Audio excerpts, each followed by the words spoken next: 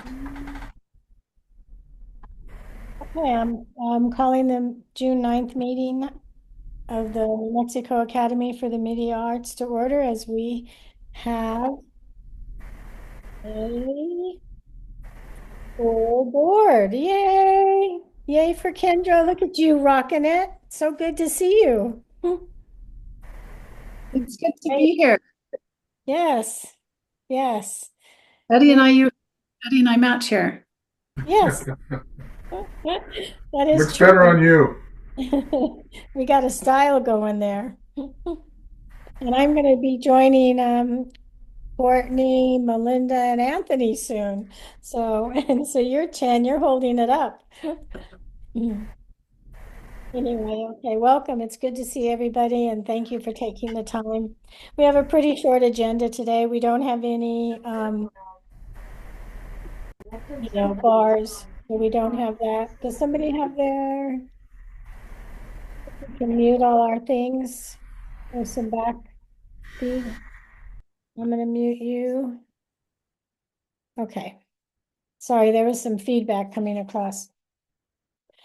Um, let's see, I don't see any members of the public here. Oh, I jumped ahead. Sorry. Okay, so we have a quorum and we have a pretty light agenda today. The main thing on the agenda is the executive director evaluation, which we will talk about in executive session. And then when we come out of that, we will be taking a vote on the contract renewal. So it's a pretty light agenda. Okay, so can I get a motion to approve the agenda?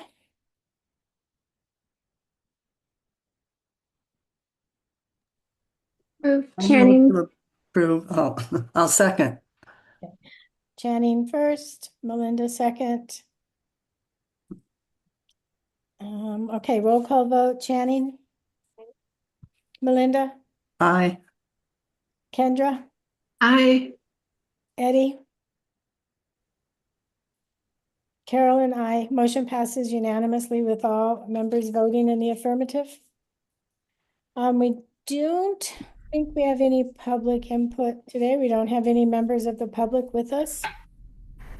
So can I get a motion to approve the minutes of the May meeting? I so move, Melinda. Thank you. Can I get a second? Second, Channing. Thank you. Roll call, Malinda. Aye. Channing? Kendra? Aye. Eddie? I abstain. You I wasn't abstain? there. I Oh, wasn't there. right. You're right. We missed you. I wasn't there either. So do I abstain? Oh, Yes. Okay, I abstain. Okay, that is true. So Sorry. then me, Melinda, Channing, and you two abstain. Thank you for that catch, Eddie. I appreciate that. Carolyn, I motion passes on a 3-2 vote with 2 abstaining.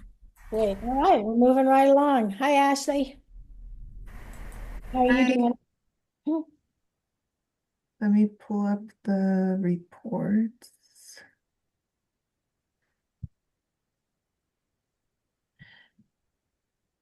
Okay, so first page on the revenue report, all reimbursements are up to date. Submitted the final lease assistance this month, so we should be getting it soon.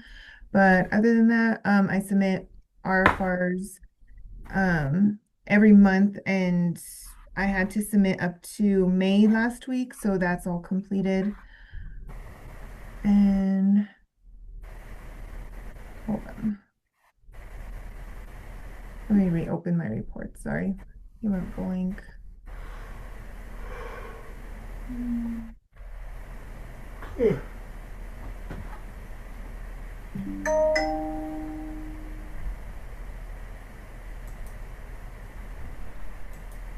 There we go.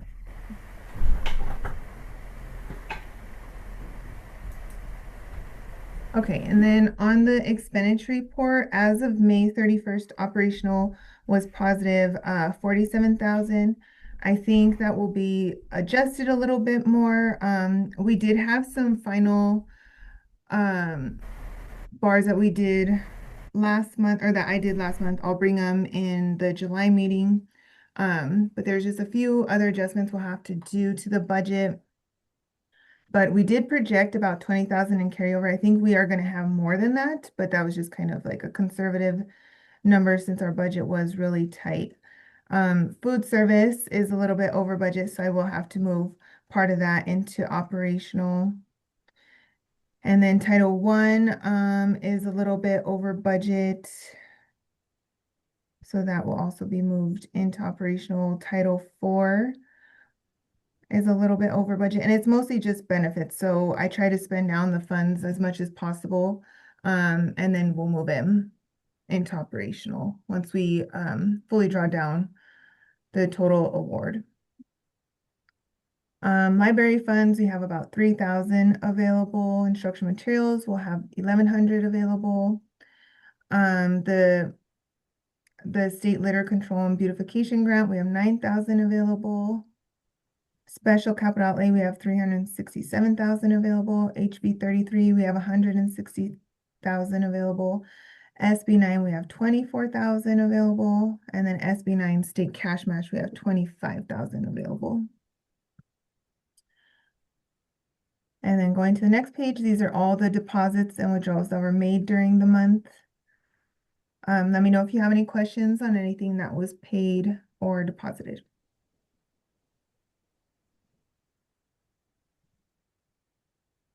The Albuquerque Fence Company, that one, that's the final payment to them for the For, fencing? yes, for special capital outlay, yeah. Okay, so that was just, okay. Yep. That one pops out at you.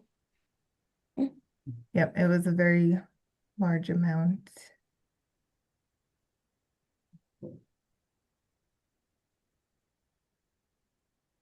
And then you'll see some of those RFRs coming in, food reimbursements. Any questions on anything?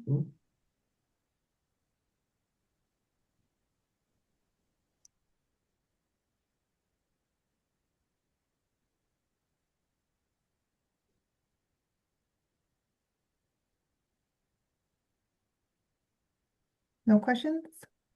No? Okay, Thank so you. next page is all the outstanding purchase orders. So these are all the POs that we still have open right now. So just a reminder, the remaining encumbrances, if we don't pay them out at the end of June, then we'll close all the POs and it'll just go back into the budget. Okay. So there's a few that has some sense on it, so I have to go in and close some of those. And then next page is bank reconciliation. So ending balance per the bank was $327,383.43 minus the outstanding check. So the expected GL balance is $321,135.43. And then next few pages is just the balance sheet. So beginning balance per fund at the top, and then the carryover at the bottom. And then just a reminder, if it's negative at the top, that just means the reimbursement funds. And that's all I have. I did submit quite a few bars, so I'll bring that to the next meeting. So we're still making adjustments to the budget, but everything should be cleaned up by June 30th.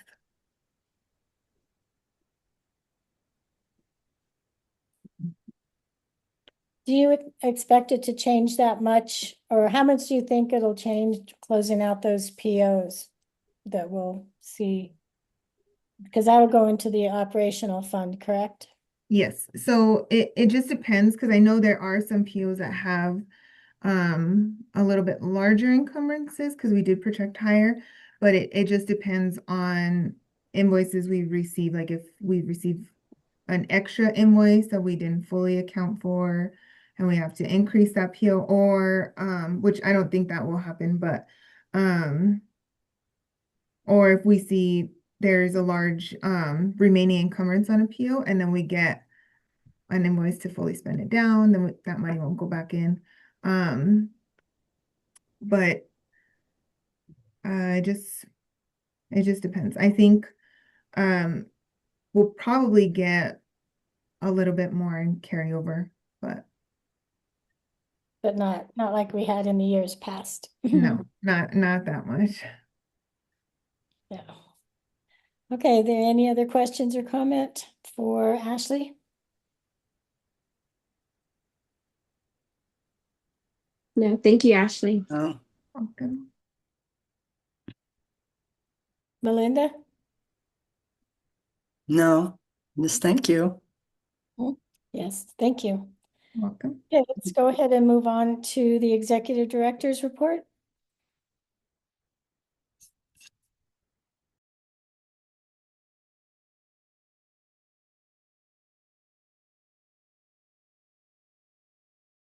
Sorry about that, everyone. Jeez.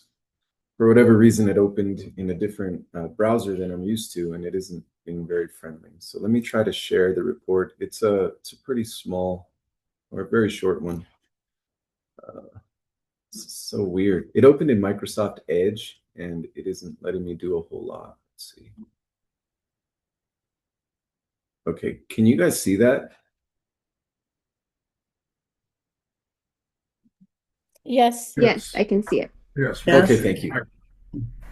Thank you very much. Yeah, it's a lot shorter this time. Obviously, we closed out the school year, so there are some things to cover, but May was pretty action-packed, and it actually felt a lot shorter. So anyhow, I'll go through from facilities to other, and if you have questions as I explain anything, please feel free to ask. So beginning with facilities, and by the way, good afternoon, everyone. Thanks for joining us. It's always nice to see you. Facilities, we are working on call box quotes. So the one thing that remains for us to secure the campus is the call box, so that visitors can, of course, call to the front office or to the designee, school designee, and then be permitted to enter our campus through the new security fence. And so we're waiting on an electrical quote. And then at that point, what I'll do is I'll submit to Ashley the quote so that we can get approval from PED to use some of the special capital outlets. So that'll be the last remaining piece that will help us to secure the campus. Moving on to finance and purchasing, we have the V Hill Group contract. It's in your packet. And then we have the Allied Network Technologies contract. Both of those are in your packet for your review. The V Hill Group, pretty standard price. It's, it's on an, well, it's a contract that continues to be pretty consistent year in and year out. And then we have Allied Network Technologies. Now, that Allied Network Technologies contract, as a matter of fact, will be something on the agenda that we need to table because Brandon did not provide me with a copy of the actual professional services agreement. So we'll have to review that later. My apologies. I'll retract that by saying that we do not have that contract for consideration. It is not in your packet. Yeah, neither of those got on the agenda. It should be, Carolyn. Let's see. I'm going to Maybe pull up. on a later version. I might be the original. Yeah, because when you actually because you and I had created different versions of the agenda, and so when you sent me your version, I merged the two. Okay. And so that's what went out. That's what's in the packet. So let me just let me verify that though. Let me No, pull it just that means up. I have the wrong one that I printed out early. Oh, okay. Yeah. And the one that we uploaded to the website is the complete agenda. So yeah, for whatever reason, I was working on one, you were working on one. And then when you sent me yours, which was basically only the head administrator evaluation and contract consideration special session, I went ahead and added my pieces. But again, the V Hill Group, that contract is in your packet, but the Allied Network Technologies contract is not. The V Hill Group contract exceeds my threshold for approval. So looking at it very quickly, I'll tell you the amount. It is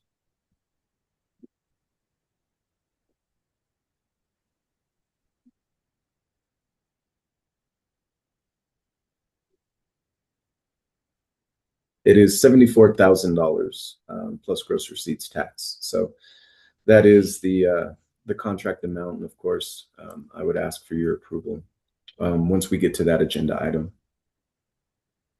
Charter management issues. I just wanted to let you know that we do have an updated performance framework resolution. And what happened is we had Commissioner Burt reach out to me and ask if the school would consider, the governing council would consider moving to the updated performance framework. So we had about a 20-minute conversation, and I wanted to know what the differences were. And ultimately, there aren't very many differences. We will be evaluated, and let me pull it up for you so that you can see it. We'll be evaluated based on the New Mexico Vista system. That's the major accountability system that will continue to be evaluated on. And of course, our renewal will be based on the New Mexico Vista system primarily. And then the other piece, this is the email from Julia Barnes, their general counsel. So academic performance, it's going to be Vistas, and then the mission specific goal that we track. And for us, that's the internship program. So those are the two pieces that will continue to be really rated on, and that will be the basis for our renewal, along with the other factors, of course, that are built into the performance framework. But I wanted to make sure that nothing was going to change substantially, that we would have to scramble and figure out or contract someone to help us to figure out. The one thing that she does indicate is that the new performance framework has different standards, so indicators in the old performance framework, and then we'll have the opportunity to look at some of the other academic options for assessments. So what that means for us is we could potentially use NWEA, and that's our short cycle assessment, as a part of our performance framework for our school's evaluation to show growth and to show academic proficiency. But that's something that we would have to negotiate later. And so I feel confident making the recommendation to the governing council that we can go ahead and move to the new performance framework edition. And the point of doing this for the PEC, or requesting this of us, is to make sure that they're standardizing their practices when it comes to supporting schools and then evaluating schools. They want everyone to be on the same playing field. And so if the board does approve, we have a resolution that we would need to sign off on. Of course, this would be the formal approval, and then the resolution would be sent to President Carlson for her signature, and then sent back to the PEC. So really, there isn't a whole lot to it. I can show you what it looks like. Hopefully you can see my screen still. But I mean, this is basically, it looks the exact same as our previous performance framework. It doesn't have a whole lot of new information. It talks about, accountability, what the academic framework looks like. And of course, this was in your packet as well. But, again, there's a whole lot of jargon about different aspects of our charter. But the one piece that really does apply to us, and the difference would be that academic evaluation, and that'll continue to be New Mexico Vistas, as well as the mission specific goal, which we've managed to meet on an annual basis. So that's really all the information that I have to share with you without getting too long-winded. I'm sure you've taken a look at it. There isn't a whole lot else that I needed to explain to you, with the exception of there aren't too many risks for us in moving. I think it would be in our best interest to work with PEC on this request that they've made of us. Are they making this request of other schools? Is this something they're trying to do across the state? Yeah, really good question. And that's exactly what they're doing. They're trying, I think there are only 12 of us, is what she indicated to me, that are still on the old version of the performance framework. And so she's asking all 12 governing councils to consider making the transition. Okay, well, that makes sense then, correct? Yeah, I agree. I could see what they're trying to do just by, really standardizing how they support schools. And then, of course, comparing apples to apples instead of, going in between performance framework to make their recommendations for renewal. But it seems like we're on track so far. So, I think it would be a good thing to work with them, since they've been really good to us this year as well. Next up for me is the board training reminder, just to let everyone know that we have until June 30th. We do know that they won't have their summer conference this year, which is a total bummer. But if you need training, please get with President Carlson and myself, and we can try to get a purchase order issued so that we can get you into some of the the paid training, or you can get into Canvas. But if you need technical support in getting into Canvas, please let me know. I'd be happy to help you, or I'd be happy to facilitate a conversation with the PED, with the Charter Schools Division, to make sure that everyone has access. Next up, mission specific goal data is due on July 1st. I just wanted to give you a heads up that, again, this is a part of our performance framework. It goes through Epicenter. And in Epicenter, I will go ahead and add all of the data. So I'll provide them with the spreadsheet that we use. And so that's what we submitted this year, and that helped us a great deal. And then last but not least, within Epicenter, another task that we have due by July 1st is our annual Open Meetings Act statement. And I'll pull that up so that we can see it. Hopefully you guys can see this. It's the same resolution that we pass on an annual basis. And this year they're asking for it earlier. So they want it by July 1st so that they're aware once we get into the new fiscal year, when we'll be meeting, how we meet, what time we meet. And so if the board approves, we'll continue to meet on the second Tuesday of every month at 12 p.m.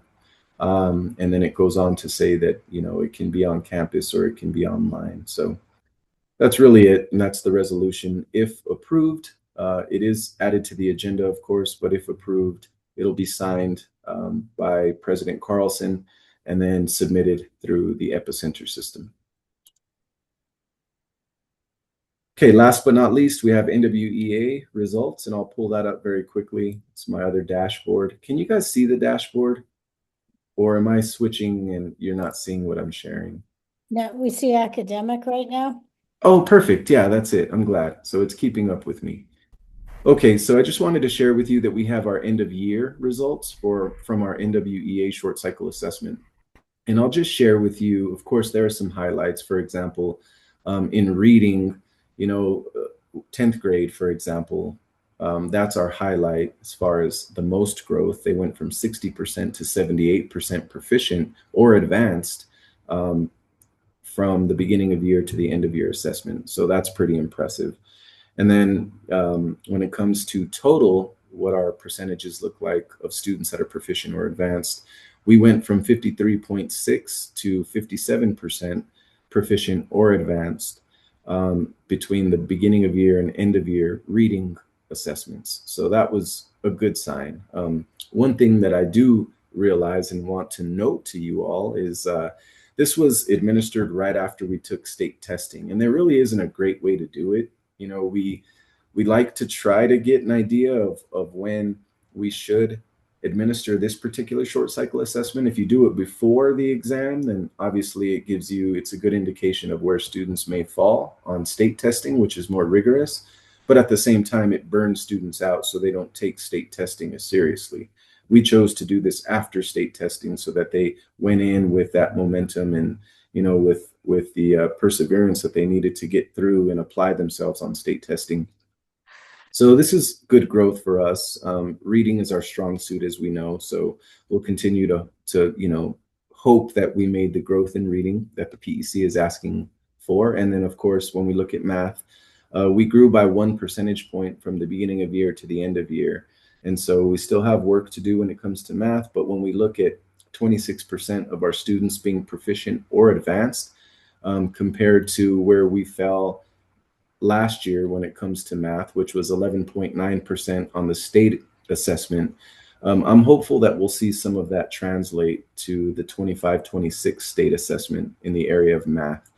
26% of our students being proficient or advanced could lead us to about a 15 or 16% proficiency rate, which would be a good sign for the PEC that the things that we're doing are helping us to grow. And if we get higher than that, and if we end up in the 20s, then we're right on track and right in line with where the rest of the state is, which is where we need to be, and then get to the point where we're exceeding their performance.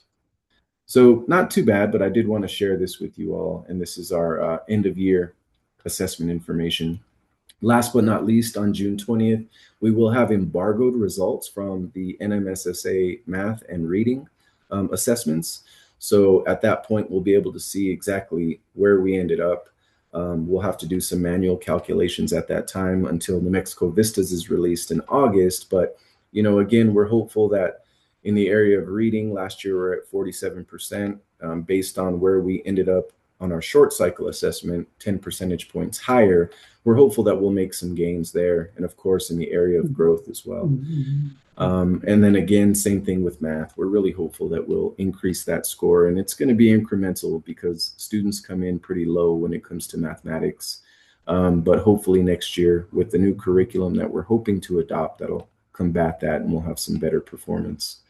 But that's about it. As far as the dashboard is concerned, I'll go back here. And the last update that I wanted to give you is to let you know that we finished our master schedule for next year. We're working on that transition. Courtney's been working super hard, and I know she's stressed out.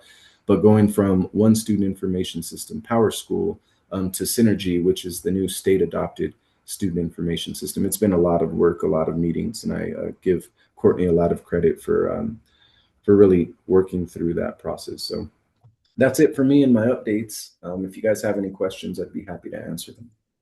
Is the call box quote, have we already paid for that, or is that going to be an additional cost for the fencing?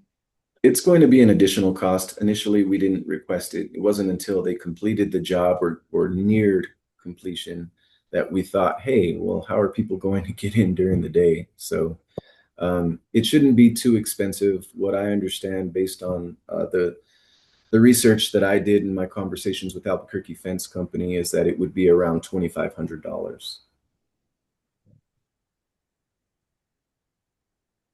Okay. Yeah. Well, thank you. Any questions or comments for the executive director? I really appreciate the academic overview. Thank you.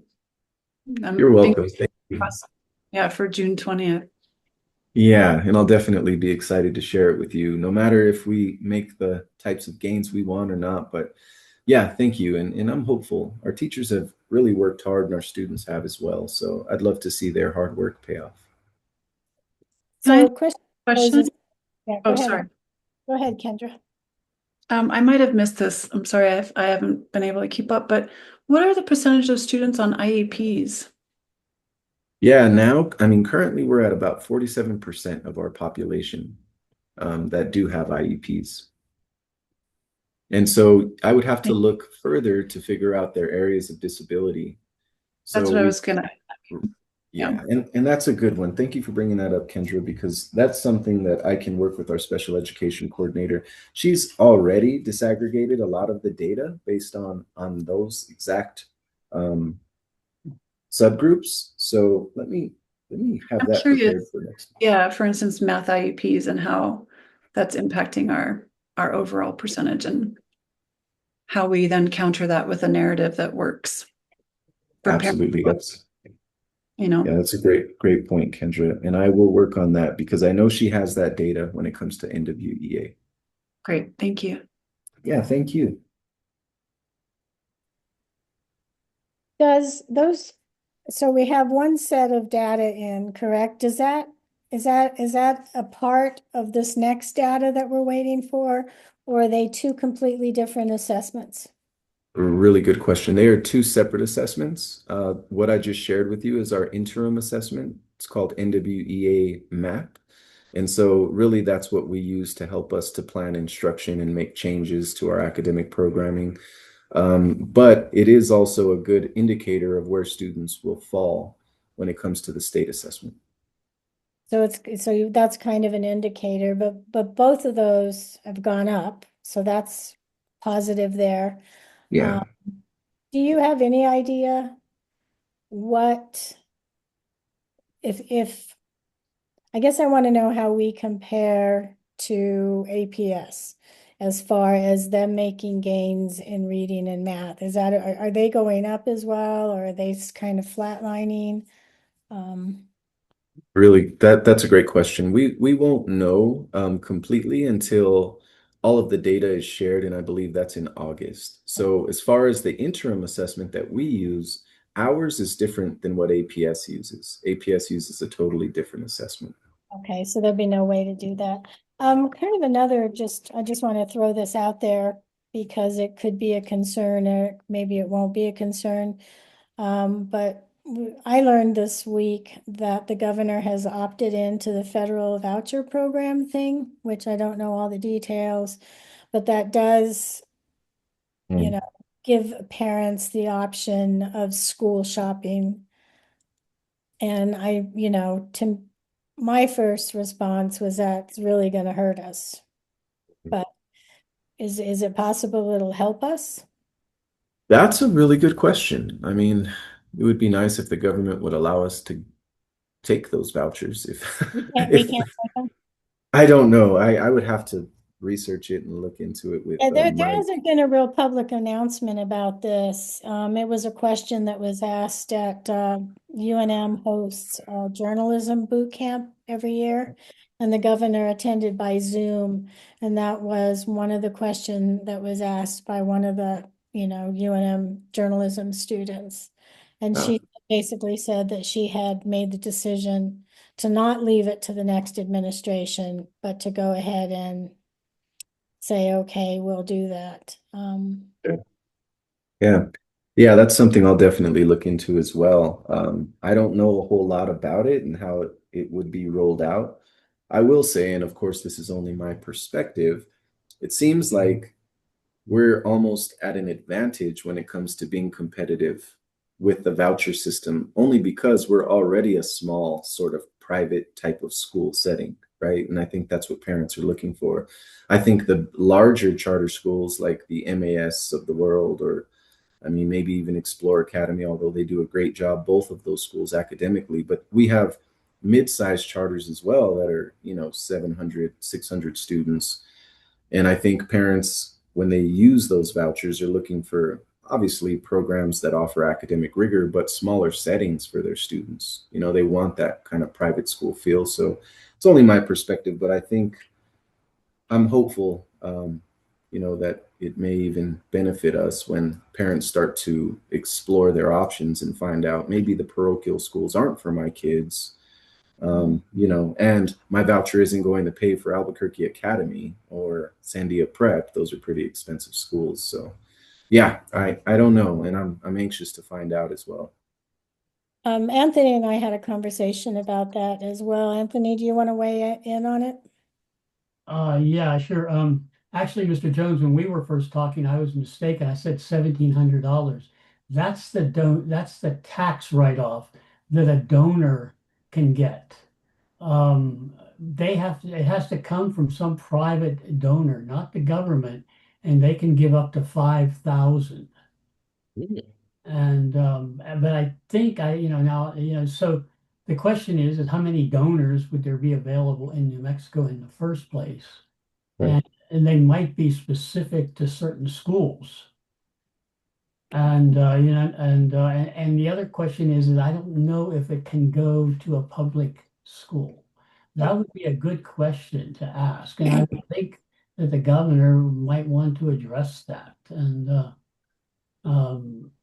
because they again, that would help our education, right, in general. So that's what we know about. But it is weird, as you mentioned, Carolyn, that there's been so little attention given to that. Mhm. I Yeah. agree. Yeah, thank you for that update, Mr. Conforti. It's confusing, and without the information coming from the governor's office, it's leaving us all, I believe, I'm sure all of us in public education are pretty confused at this point. And like you said, most private schools here, the tuition is way more than $5,000. So Yeah. if anything, it's just going to benefit those more affluent parents that are already doing it. It's not going to Right. introduce more students into it, I don't think. Yeah, yeah, that makes sense. Hopefully after they figure it all out up in Santa Fe, they'll let us know Yeah. instead of having to hear it through young journalism students at UNM. But that was one of the questions that I was, want somebody to ask about that because it has been off the radar.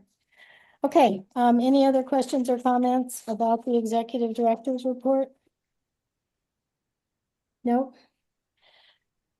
Okay, thank you. The next thing that we need to do is we're going to move into a short, it won't take long executive session. And then when we come out of the executive session, we will do the action items of the contract renewal, the renewal with the V Hill Group. We're going to table Allied Networks. Is that correct, Mr. Jones? Correctly.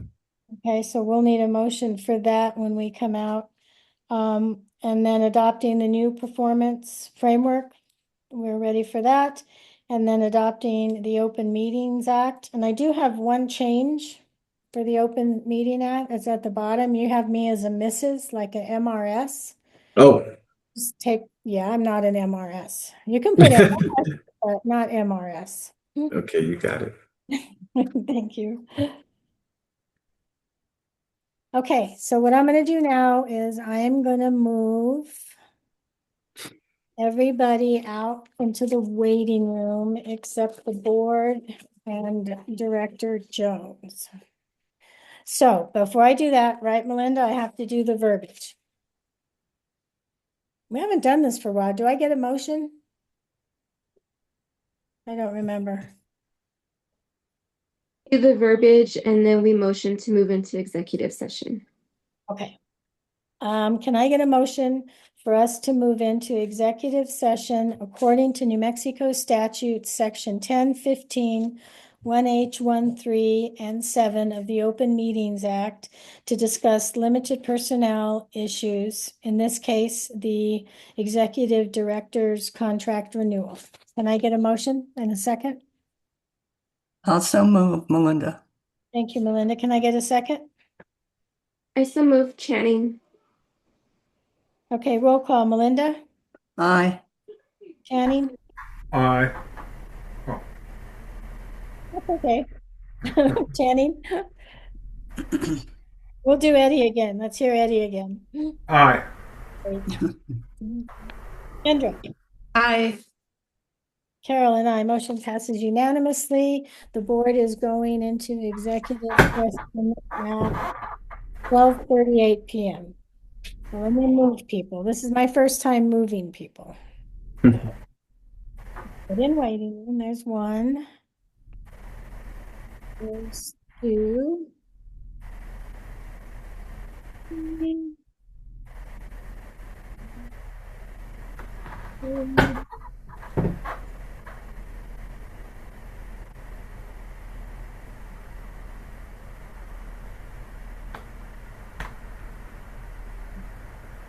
Okay, did I get everybody moved? All right.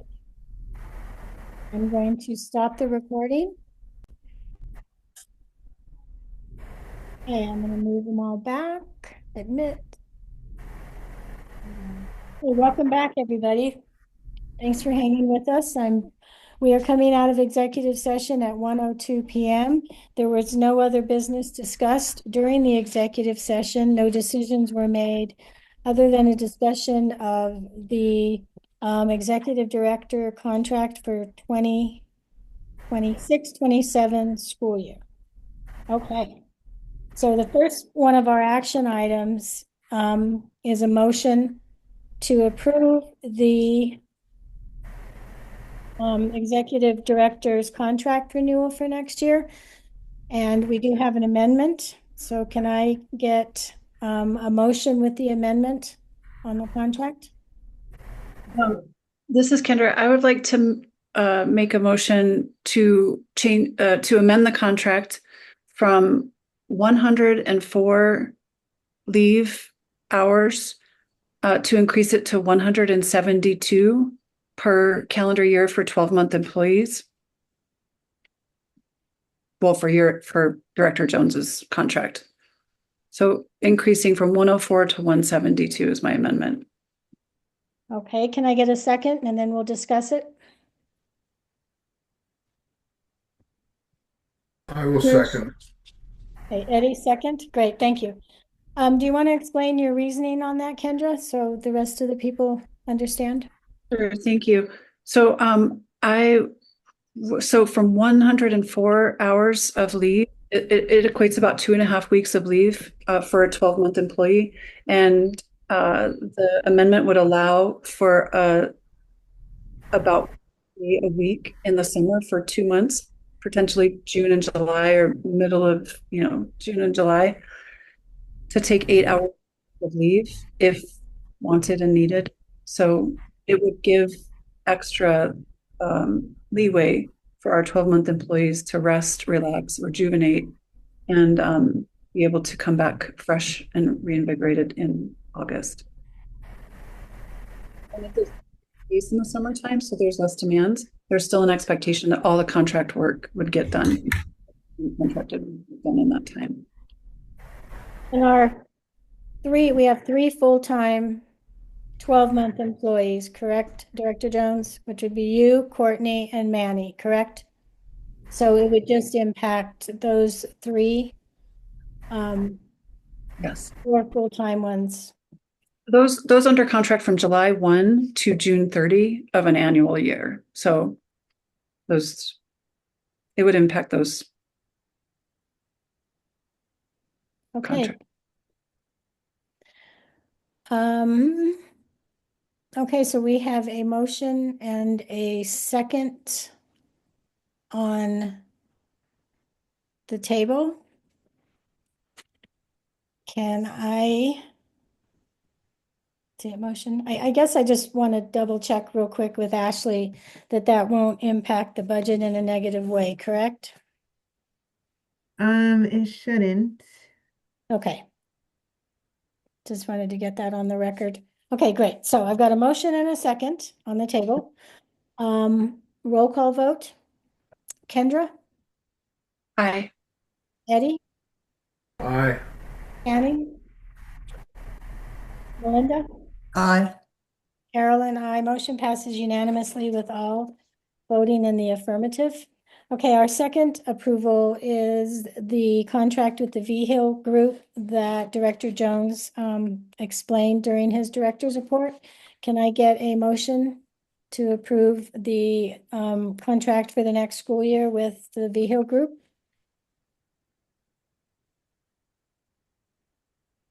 I'll move. Oh, go ahead. Good. I'll second. Okay, we have Channing with the first and Kendra with the second. Roll call vote. Channing? Kendra? Aye. Eddie? Aye. Malinda? Aye. Carolyn, motion passes unanimously. I need to get a motion to table the Allied Network. Can I get a motion to table item number 3?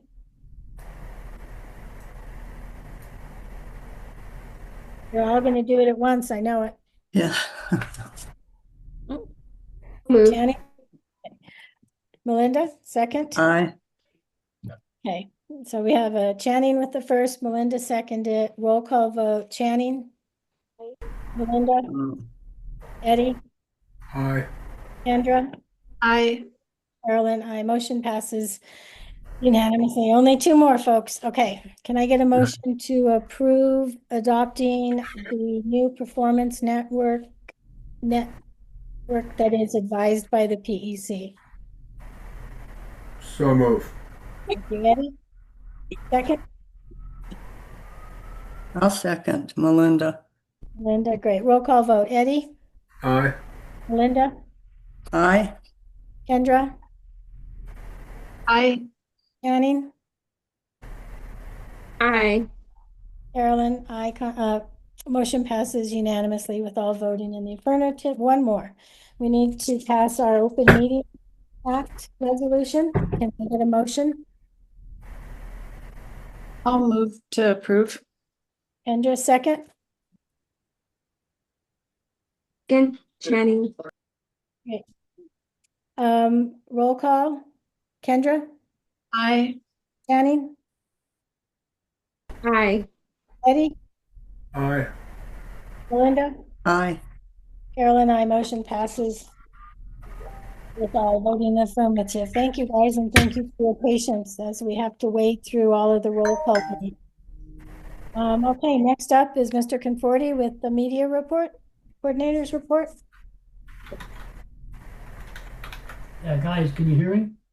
Yes. Okay. Just FYI, I was just watching while we were off. It's NBC News interview with the Democratic nominee for governor in New Mexico, Deb Haaland. And interestingly, she was introduced as a 35th generation American, and who would be, if elected, the first Native American female governor in the United States. So you'll have to watch that. And anyways, guys, a couple things. I don't have much because of it's this time of the year.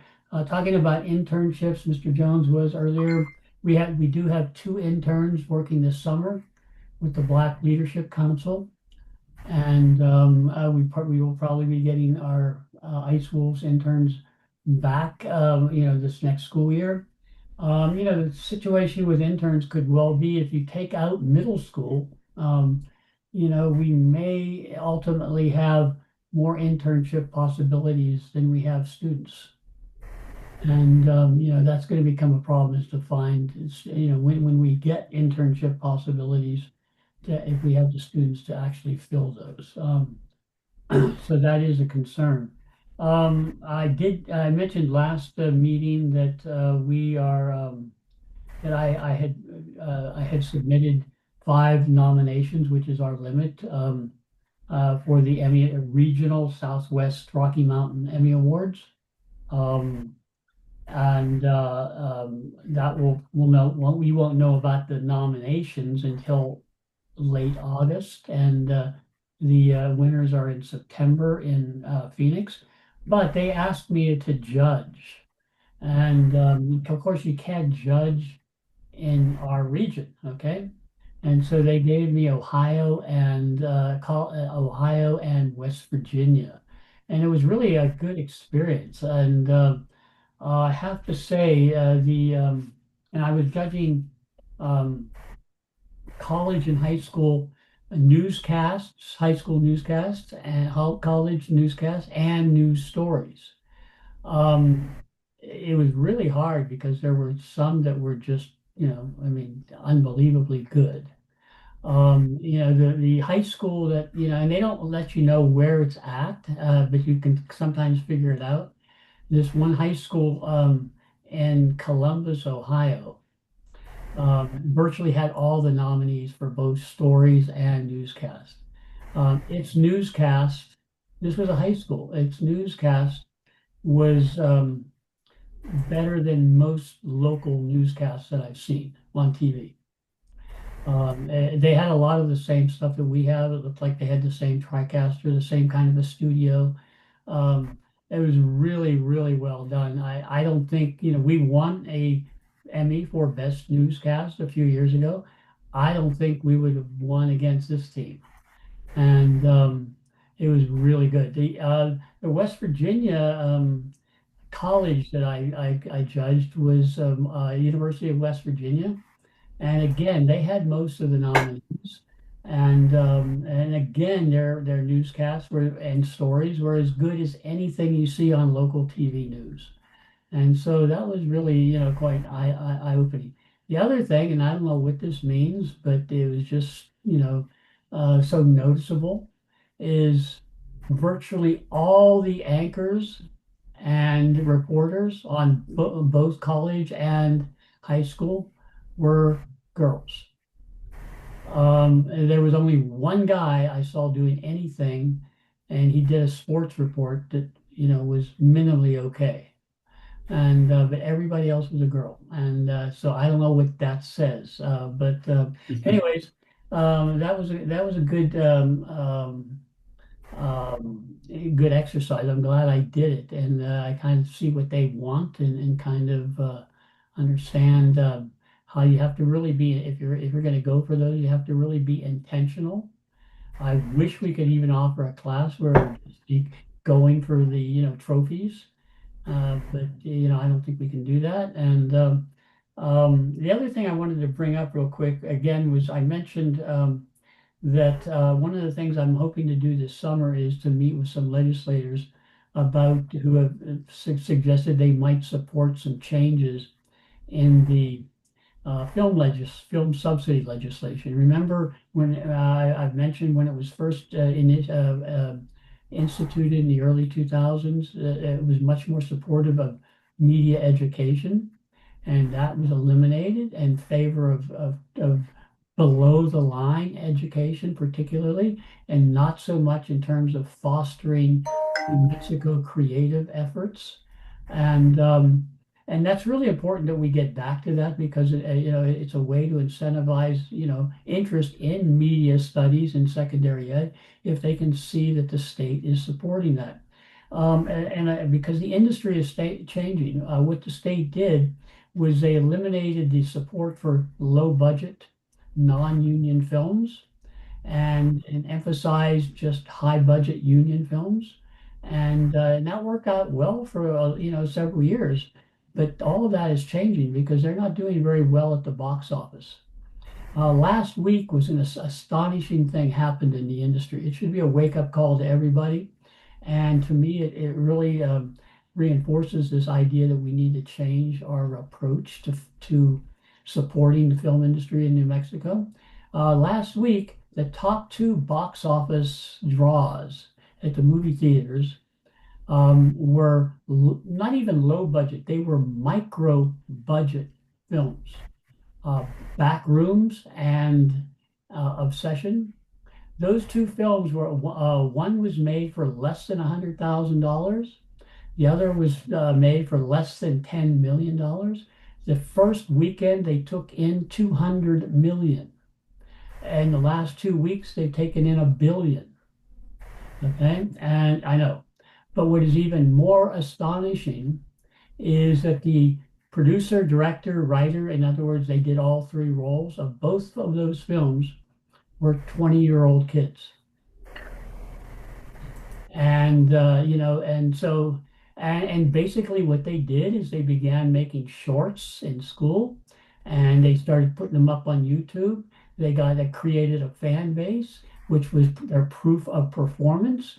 They got a little bit of money to do what they needed to do, and they did something that people would pay to see.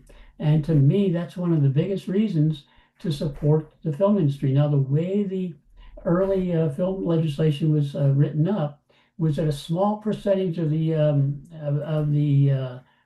permanent fund would go to a fund that would support low budget, locally made, okay, locally grown, creative enterprises here. And in other words, the state would become a partner. So if that film made $100 million, the state would get part of it back, and that would go into the fund that would support more films. And so now think about that. Think if one of our students did a short and they made $100 million off of it. Think how that would inspire more students to want to do what they're doing instead of just working as a grip or a gaffer or a below the line. And so, which is all the state has really been, supporting. So anyways, that's why I think that's an important change. And anyways, I'll be talking to those guys and we'll see what happens. They can only say no.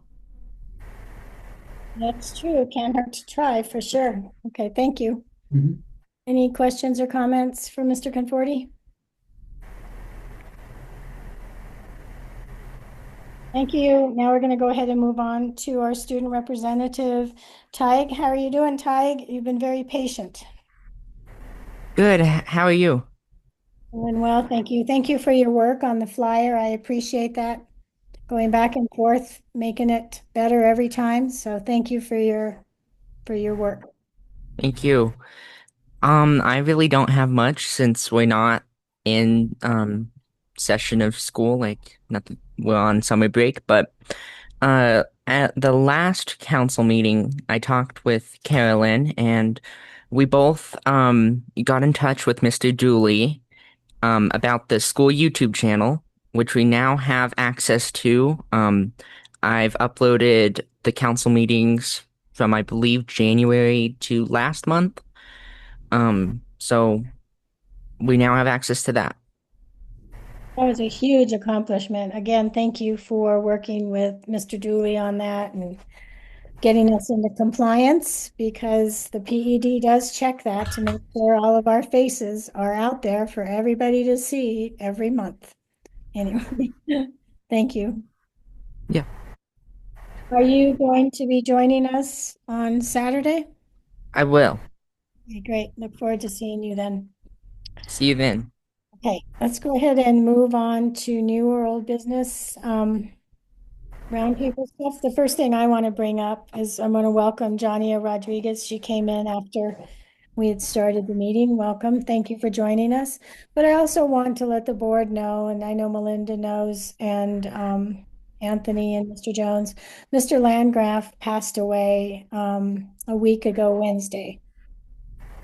So, um, I'm so sorry to hear that. Wow. yeah, he was at the April meeting and he was pretty fragile. Oh, wow. But it was good to see him. He came into the meeting. We had talked about the e-occupancy because he had been making sure that that was being followed through on. He, at this point, we don't know of any services yet. His wife, Barbara, did let Courtney know that she will be contacting the school when those arrangements are made. We had talked about even, a year ago as we began the process to acquire the entire building, naming part of it, doing something, in memorializing, Jerry, because in many, many ways, the school would have never been here if it wasn't for his generosity. And I'm sure Anthony can attest to that, and Malinda. He was our first landlord and he was always proud of our accomplishments and gave us a huge gift by being able to have the entire block. So let's just kind of keep our thinking caps on and see what we can come up with. Maybe if we have an auditorium in the future, name the back building after him, the Landgraf building instead, let's just think of what we can do to honor him. So anyway, I'll quit crying on that. We are going to do the Pride, a little event at the Pride Parade. It's not going to be a big deal. We're not ready to have people pay donations to park in our lot for this particular event. We can think about how to do that in the future. But for this particular year, we're just going to open up the gates, put a table there, with the banners. We're going to have the water bottles with our flyers, rubber band around them, and we'll just hand out the water bottles. And depending on, the student involvement we get, if they're high school students and responsible, if they want to walk around and hand them out, that's fine. And then we can look forward to the next event on on Central and see how we can actually use that parking lot to promote the school, right? Put up our artwork, offer tours of the school, students there. I know we can definitely do that for the state fair because we will be in session, right? So we'll have the teachers' involvement and everybody be able to put the artwork up, maybe even a screen where people can see the video, the documentaries our students make, and then do something to actually use the fact that we now have that whole block. I mean, even if we did $10 a donation for cars to park there, the student government could make a couple $100, right? That can go to prom or whatever. But we need to work out the insurance details and just how we're going to make sure it's safe, right?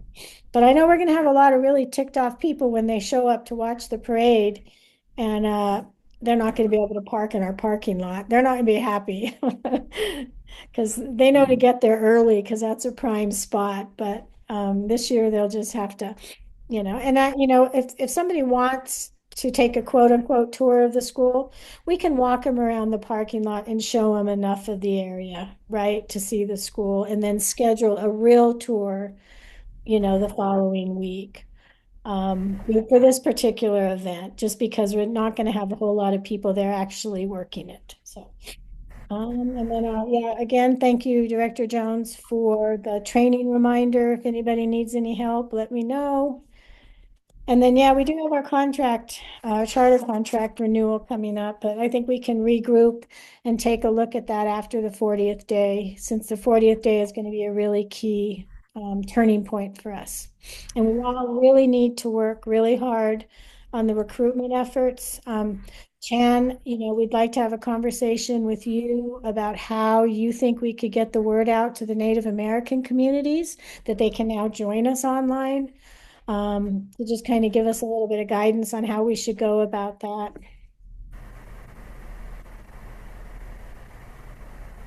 Or I can meet you all at the school if there's a time that we can get together and just kind of brainstorm. But yeah, I can absolutely make time for that. Okay, great. So we have a question. Johnny wants to know what time we should be there on Saturday. What is the parade starts at 10, is that correct? Yes. Okay, so what we should get there by, what do you think, Director Jones? What time can somebody be there to meet us? 9:30? Does that give us enough time or earlier? I think, yeah, 9:15, 9:30. I mean, it's ice and what we can do is we can start to prepare. Well, I guess if we're wrapping flyers around the water bottles, then we won't be using ice, right? Yeah, we had, I don't know who had it. I think Malinda and I had that conversation yesterday to do. Yeah. Oh, as long as the water is cold, we just wrap it around. Yes, Yeah. One thing I was thinking about regarding the gates is that since we haven't worked out the the key part, we're going to have to be able to open the south gate where we'll have the table and keep it open, because now it closes it opens and closes automatically. And then we're going to have to being able to open the east gate to let us in, but also open it to let us out. Because if somebody needs to leave while the parade's going on, that's not going to happen, right?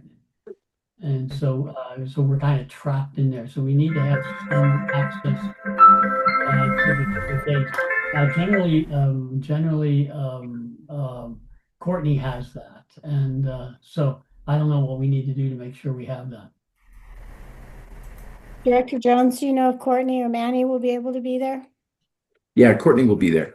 Okay. I believe Manny will be there for at the beginning as well. So, Okay. but I know Courtney will. We had a conversation about that, and so we can put the bottles of water in the refrigerator for now, just to make sure that they're cold, and then maybe kind of rotate them day of. Okay, that sounds like a good plan. Okay. Canning, you were saying something?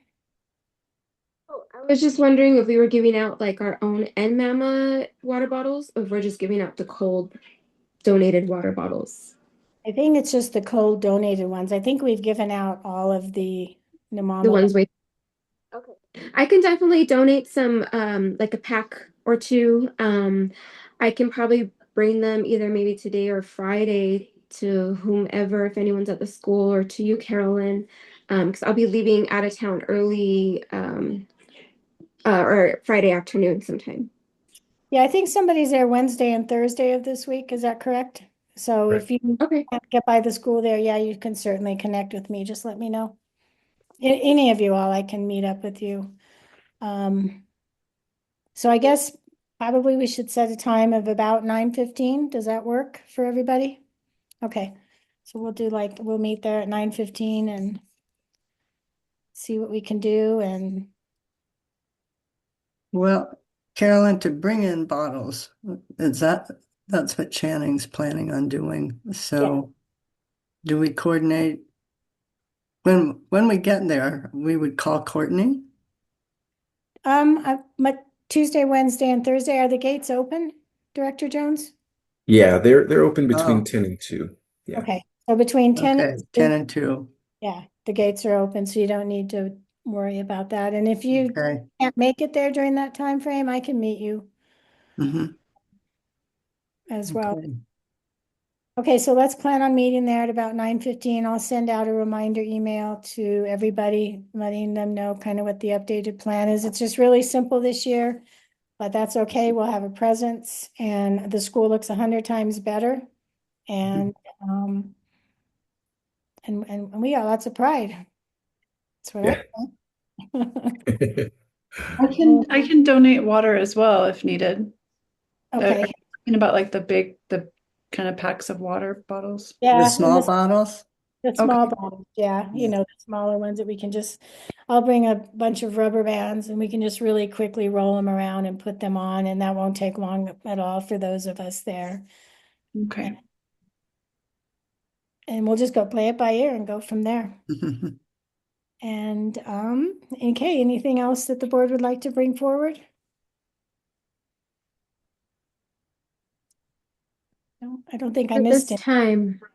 Oh, do we already, so moving forward with the virtual learning, do we have all the info for that, or is that something that's still being in the works till August?